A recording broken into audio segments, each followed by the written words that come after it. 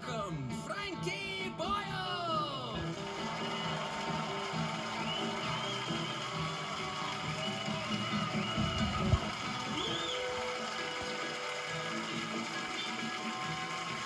Hello, and welcome to New World Order. The former Health Secretary, Matt Hancock, is on I'm a Celebrity. Imagine that's how your life goes. You have to go on TV to try and prove to people that you are every bit as normal as Boy George. Meanwhile, in Britain, people can't get a GP's appointment. I think you can if you really work at it. You need to go, look, I've lost 2 stone in a week and I'm pissing hot Fanta. Tell them that you have something that they would be interested in seeing. There's something growing under my arm and it looks like a beak. I've been feeding it seeds, but it seems to want meat. They'll get you in for a look. Peter Kay is going on tour. I think it'd be really sad if it turned out that the reason that Peter Kay kept asking us if we remembered stuff was that he had early onset Alzheimer's. Do you remember taping the top 10 off the radio? Because I don't, and it frightens me. British police officers are going to be stationed with French police officers in France to try and stop small boats from crossing, because there's nothing Britain hates more than people being able to safely travel when they are desperate. I think that's something this country cannot abide. But the French aren't great at this kind of thing when they're working with other French people. How's it going to help having a bloke from Fulham going, "What is the French for more body bags?"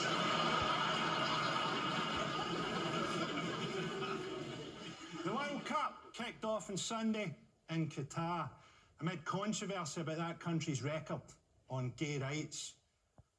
On the bright side, the Qatar World Cup might actually be cheaper for gay fans because they won't need a return plane ticket.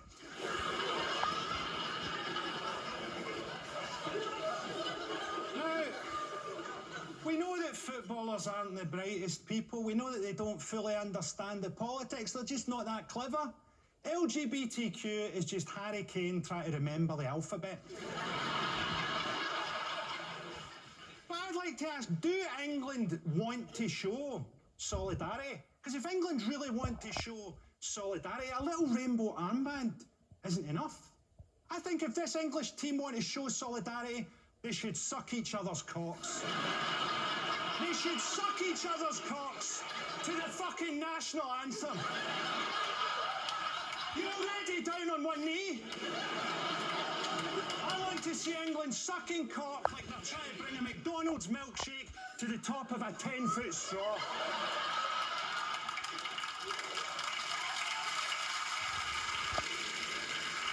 Okay, let's go on with the show. Joining me tonight to discuss the week's big topics are Desiree Birch, Sophie Duker, Josie Long and Tanya Moore.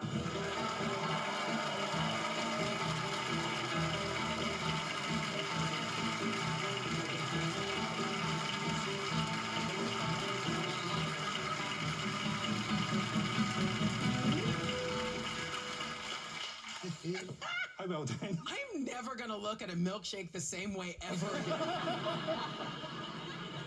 Okay then. First up, now is the time to protest in the streets because they're warmer than your houses. We're entering an age of protest. Just Stop Boyle have been staging sit-down protests in roads. I've also stopped traffic on the M25, but only because I forgot to put the handbrake on while dogging. There have also been protests about the horrendous conditions asylum seekers are being held in. What can you say about Suella Braverman? It's weird that someone who looks like E.T. is so obsessed with sending other people home.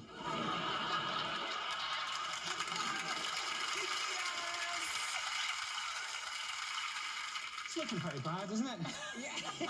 I like protesters. I have a real soft spot for them. British people tend to get very annoyed. I feel like there's just this sort of like, you're not gonna like protest, and if you don't like the protest, you're probably the thing being protested. Yeah. You know, just accept that the fights are in the streets, yo. You know, they really are. I also am really sick to death of people sort of being like, I agree with the cause, but not the method. When people act like they've been turned off, like, well, I agreed with you and you did something earnest and embarrassing, so now I'm not left-wing anymore. And I'm like, that's what being left-wing is. Yes. Is being earnest and embarrassing. If you're annoyed at that, like, how are you ever going to go to Glastonbury? They're always looking for the perfect protest. That is like the fucking flea bag of protest. I like the messy protests. I love the protests now. I think they are perfect. What I find weird is, like, a lot of straight men's response to the protesters. Of course. Because, like, now in 2022, a lot of the protesters are quite fuckable. Wow. Is that weird to say? And, like, people are sort of like... My only issue with the protesters, especially those that were throwing food on stuff, it's like, why did they go and get the high value stuff? It's because all the protesters are posh girls. You don't know how they identify, but they're all posh. Can I say, I'm really glad that it's like posh kids putting themselves out there and getting themselves arrested, because I feel like the more posh kids that are in jail, the less chance there is of another Mumford and Sons. That's very important. They'll definitely just learn how to play the bars with a tin cup, and it'll be like a washboard anyway. You cannot stop Mumford and Sons. Posh people will be kind of insufferable when they come out of jail, though. Yeah. They'll be like, oh, yeah, did I tell you about jail? Yeah. As we all know, the attempt to represent humans or animals in pictorial form is a desecration of the divine work of the Creator, blessed be his name. Which is why I was so encouraged to see the group Just Stop Art protesting against famous works of sacrilege, such as Vermeer's blasphemous Slut with an Earring. I was shocked to discover the group is in fact called Just Stop Oil, who seem hell-bent on not damaging the works of art that they're hurling food at.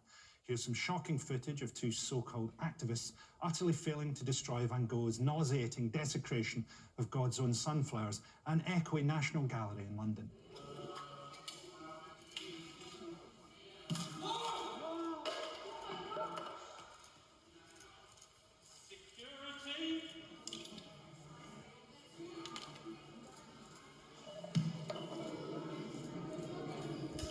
What is worth more, art or life? Is it worth more than food? Worth more than justice? Are you more concerned about the protection of a painting or the protection of our planet and people? Fuel is unaffordable to millions of cold, hungry families. They can't even afford to heat a tin of soup. Why did she turn the label round? It's so weird. I feel like they don't care about oil. It's totally high sitting this shit out.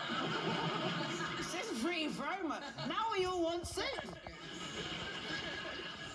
The beautiful bit is when the guy went, security? Yeah. So yes, security is the answer. The biggest shout out I want to give is to her sweet silent friend. Like, I feel like she said to them, like, hey, do you want to come to a gallery with me? Yeah. Oh my God. Yeah, they're asking me to a gallery. Yeah. Maybe finally we're going to get together. And then they're like, just a small thing. We're going to throw soup over Van Gogh, okay? Anyway, Yeah. I love both of them. I think they're great. And what I think is even greater about it is that now at art galleries, presumably they're going to start profiling people. But it's not going to be racial profiling. They're just going to be like, you look like your mum owns an Argus, so we're going to check you out. Yeah, pink hair. Come over here. I don't know them, but they're called Phoebe and Anna. And I feel like you can't always have one person. Like there are so few people, surely, even in the posh kids gang, who are willing to do this. Yeah. And I think that it is like someone glues themselves to the wall, someone else does the speech, but I think they're so shortly out of GCSE drama that she was really like, what is worth more? She was being graded. this is what kills me about it, is very desperate young people, and they're braver than me. I don't want to go to prison. Yeah, exactly. And I mean, they can afford to go to prison and still get a job in the next 5 years. That matters. I just hope that, like, when she does go in for that interview and someone goes, "Are you Van Gogh girl?" That's like, she feels like, yeah, proud of that, you know? Because, like, she's viral. Like, she knows. I wanted to be like, yeah, get some glue. I'd be like, do I have the job? Do I have the job?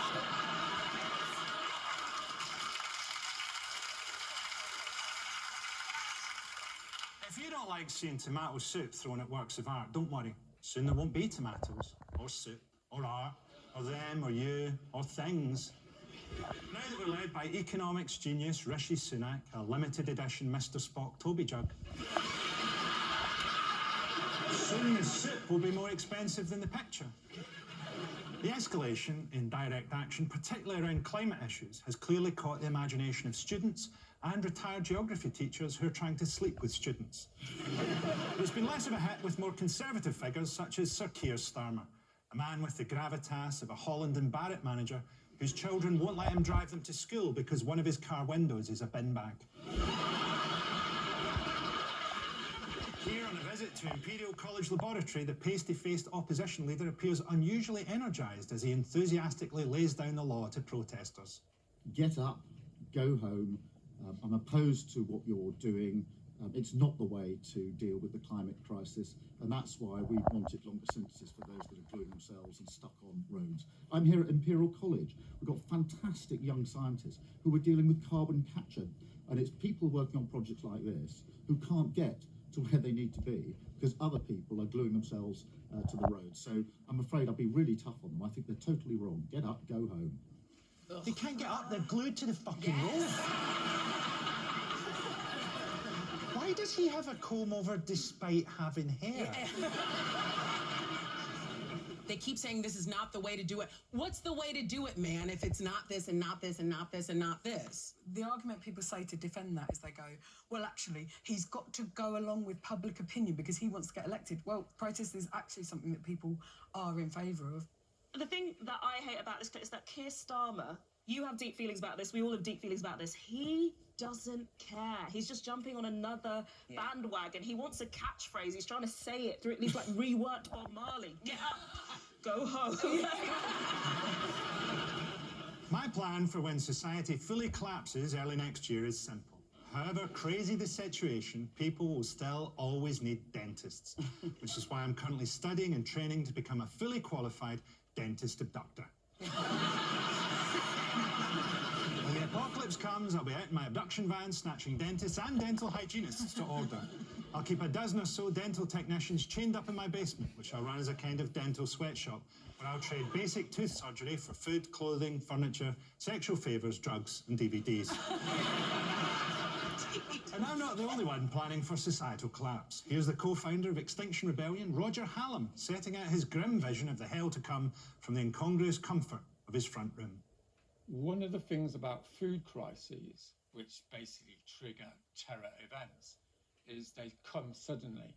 And what will happen is 1 week the bread will be there, the next week the bread won't be there, and someone will be paying, $50, £50 for it in the car park, and 2 or 3 weeks later there'll be dead bodies in the car park because someone's so hungry that they'll kill people. So what will happen is episodes where a gang of young men come into your house, they take your girlfriend, they take your mother, they put her onto the table, and they gang rape her in front of you. And then after that, they take a hot stick and they poke out your eyes and they blind you. Wow. After that, I would want them to poke out my eyes. So much to unpack in one video. There is an empty seat next to him, and I just feel like his partner's been like, fuck this, I can't listen to Al gang raped again. He did look like he could use a live, laugh, love coaster. I don't feel very comfortable making a joke about this because I feel like what I don't want is like in 2035 my daughter showing a video of me laughing about this while we're both starving to death, and then I can't even see the video because my eyes have been gouged out by a hot stick. Do you know what I mean? I don't want that for myself. Hey, Josie, I believe in you. Don't roll over. You be the one in the car park stabbing people for bread, okay? Start working out now. You can do this. He did have a slight look on his face of, did I just say that out loud? Yeah. I meant to whisper that into my mother's knicker.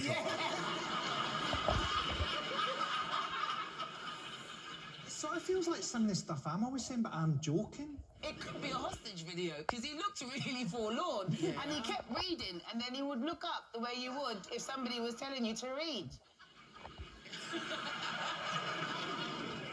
Well, that that was our thoughts and protests, and if you don't like it, there's nothing you can do about it. So don't worry, you'll soon be nice and warm in a crematorium oven. Things are so bad in Britain that yellow discount stickers in supermarkets are becoming like Willy Wonka golden tickets. The government has a long-term plan. Make us go through austerity and food shortages so that when we try to riot, it'll be like dealing with a pillow fight on a stroke ward. Jeremy Hunt has raised the living wage by almost £1, which is fantastic news, as with energy prices in April rising by up to £2,000, minimum wage workers will only have to work an extra 2,000 hours a year to stay exactly where they were. The economy's not getting any better, I think, is the message. You guys worried? I'm scared. I don't put my heating on yet. I did an hour the other day, but it was pointless because you got to put it on that. If you want to be good to the planet, you got to put it in between like the 20 and 23 bit. But when you put it there, you can't feel no fucking heat. So you're just spending money. I lived in a house with multiple flats. Someone who didn't want to pay their bill just put my name on the bill. They still kept sending me, you got to pay this bill. And I was like, babes, come to my house and take this money. Because I've given you the proof. What more do you want from me? Come and get this bloody, come to my house. Let's talk about it. That's how every bill should be dealt with. Yeah, you want this? Come to my house. Yeah. Come to my house. Martin Lewis should have that attitude more. Bring your fucking A game! Yeah. Anyway, I'm hoping to avoid the worst of the cost of living crisis by not having anything resembling a life. Also, I have a resting body temperature, which is roughly that of a frozen lasagna. So that helps enormously with heating. In fact, if the temperature rises above 11 degrees centigrade, my flesh starts to go off and I smell like an out-of-date ricotta. But a lot of people aren't this lucky. Here's former Tory Minister Edwina Currie embarrassingly coming to their rescue with some condescending, money-saving tips from her bizarrely decorated home. Sorry, are you at home with a life-size cardboard cutout of the Prime Minister? Oh, we had a fundraising party a month or two ago, and he insisted on attending. Here's one of my suggestions for a tip, something that's dirt cheap. Martin knows about this sort of thing. If you put some of this behind your radiators, it really works. It makes the whole room nice and warm, and it means that you can turn down your thermostat without it causing you any more discomfort. I mean, you know, Martin and Susanna, most people my age have lived in houses without central heating. What did she say to her interior decorator? I want it to look like I'm having a breakdown in the Rainforest Cafe. Yes. Like, the Boris Johnson thing was the least weird thing in the room. I just think it must be terrifying to come downstairs and even for 1 second think that Boris Johnson has invaded your house. Yeah. It's like, how do you get in? What's happening? Am I pregnant? Ah! She seems like she didn't even know what that was until, like, she asked her builder, like, what's a, you know, you're working on my 5th extension. What's a neat trick I can talk about on the news in 10 minutes, you know? And I don't like the, you know, people my age, babes, she sounds like she still uses Lucozade instead of medicine. She's wild. She's wild. Is that something that we should stop doing? Because I'm still very much doing that. For Scottish people, you're advised to save money and not be frivolous. It comes naturally. It's like being told to breathe or drink yourself to death. But for Americans, whose entire culture is built on an all-you-can-eat gas-guzzling expenditure, penny pinching is something weird, even a bit kinky, as we can see in this no-holds-barred documentary about a freakily frugal couple. When we do our showers together, it's strictly 2 minutes. There's no hanky-panky at all. By keeping their joint speed shower to just 2 minutes, the parents have sliced their monthly water bills in half. So they've applied this frugal strategy to each and every bathroom ritual. She uses this each year. For cotton swabs, Chris will use one end, and then when she's done, I'll use the other. With the deodorant, we actually share that too, and we're only allowed 1 wipe per armpit. A true cheapskate plans for every eventuality, including death. If he dies first, because he's older and he's a guy, then we can bury him, and then just exhume him when I die, and then bury me with him. And that way it's just one casket, one everything. It just makes more sense. Do you have any big enough to fit 2 of us? Well, you just have to be on top of each other. Okay, that probably works. Wow. Okay, how awkward is it gonna be in 50 years when they dig Rick up, but she's no longer married to him because she left him for the first man who let her have her own cotton bud? Also, I loved how he described the shower as strictly 2 minutes with no hanky-panky at all. That sounds like the name of a reality show that Matt Hancock should have been tapped to be on. Also, how do they have sex with like half a dick to save energy? Like, Well, also, they're going to die in like 50 years. There won't be funerals. Their body will get kicked down a lay-by a fucking militia. I reckon that when he leaves the house, she rubs that deodorant all over her body. Just laughing like a supervillain. Now, I've just turned 31. I still remember what it was like being 18, wide-eyed and innocent, still living with my parents, but trying desperately to scrape together enough money to persuade them to unlock the cellar door and let me leave. Here's one brightly suited Conservative councillor in their natural environment, a small market town with more branches of jigsaw than black people. Talking about the challenges of saving in an up-close and impassioned interview with The Times. Now that I don't have a mortgage,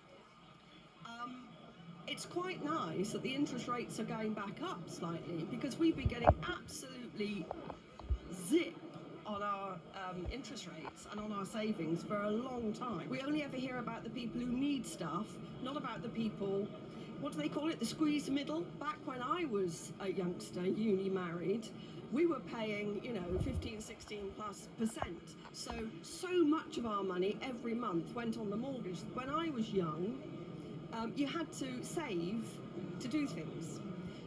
Now, because of this lifestyle, which is as soon as you want something, you can have it, and you put it on credit card, and then it all goes, excuse my French, tits up.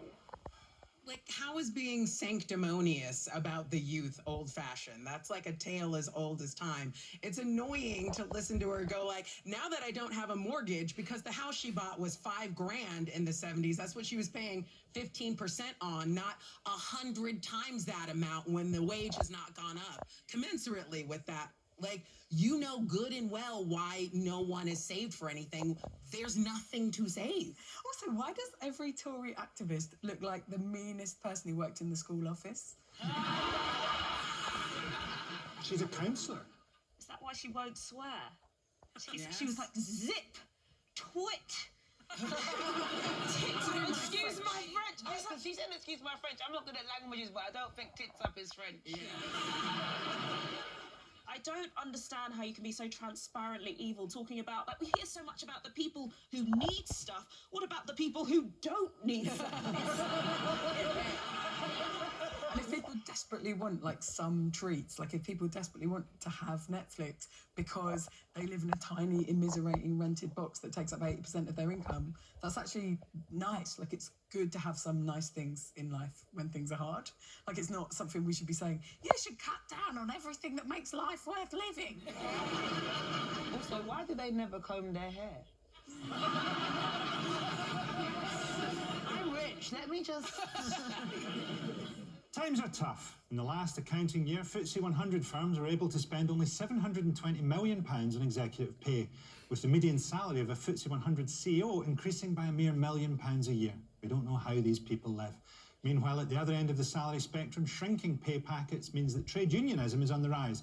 Here's an impassioned clip of Glasgow union leader Chris Mitchell making some bold directorial choices in his fight for fair pay. Low-paid workers have been asked to do their civic duty. I've got nothing back for it.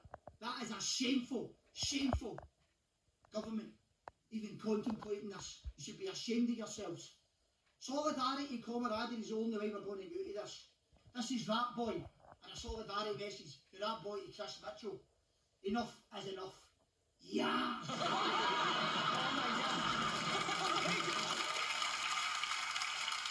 I mean, I've got go for drinks with this guy. This is it. When I heard him say solidarity, camaraderie in that accent, I was like, at 40 years old, I have found my king. Yeah! This is it. First of all, I didn't think that rats could be scarier, but a rat with a Scottish accent is a thing to be feared and admired. I think it's quite dangerous doing political speeches in a rat costume where no one can see your face because it's so easily dubbed over. I think Rat Boy would be a good sort of Glaswegian superhero. He isn't already? I thought I saw a Glaswegian superhero once, but it was just a depressed clown jumping off a tower block. Anyway, solidarity, comrades. Thanks to my guests, Desiree Birch, Sophie Duker, Josie Long and Tanya Moore!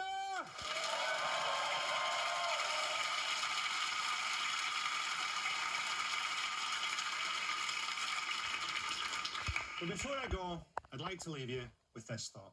I'm actually considering getting some therapy myself because I recently developed a terrifying fear of castration, and I want to overcome it so that I can begin castrating people again. Imagine what a Freudian nightmare it was for me to watch I'm a Celebrity and see Ant and Dec make Matt Hancock eat a severed camel's penis. Two massive cocks forcing an even bigger cock, called cock, to eat cocks. I'm so out of the loop. I have no idea who most people on these shows are. I can honestly say if I was on it myself, I wouldn't have the least idea who to suffocate first. Hancock and the comedian Sean Walsh were sent in together, presumably because they're both supposed to be villains. Because in this country, kissing a dancer is on a par with killing enough care home residents to fill Elland Road. Maybe the truly unforgivable thing about these celebrity survival shows is that when the end times do come, celebrities will be better equipped than us to survive. Stars of light entertainment will set themselves up as pitiless regional warlords. You'll end up being ridden as a horse through the mud in the piss-yellow twilight of a nuclear winter by Bradley Walsh. Resplendent in a badger fur cape and wearing a crown of twisted wires torn from the rubble of some smouldering hospital. Climate breakdown, the end of life as we know it. It all seems inevitable sometimes, doesn't it? The people who profit from the death of the planet, they feel invincible right now. Like Hitler once felt, like Mussolini. The worst seems inevitable, but it can still be stopped. Just not by God. Good night.